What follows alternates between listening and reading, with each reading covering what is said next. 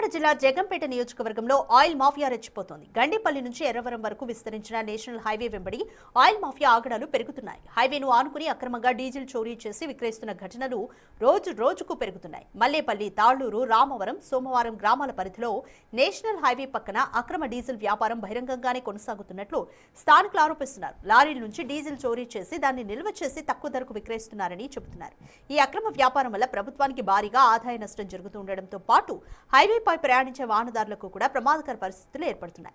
సంబంధిత అధికారులు వెంటనే స్పందించి ఆయిల్ మాఫియాపై కఠిన చర్యలు తీసుకోవాలంటూ స్థానికులు డిమాండ్ చేస్తున్నారు.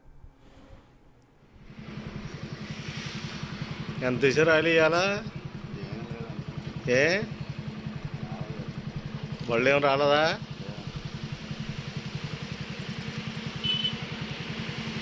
మరి మానేస్తున్నారన్నారు.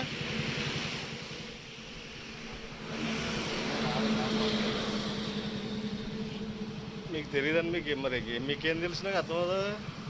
ఆయిల్ తీయటం ఒకటి తెలుసా మీకు?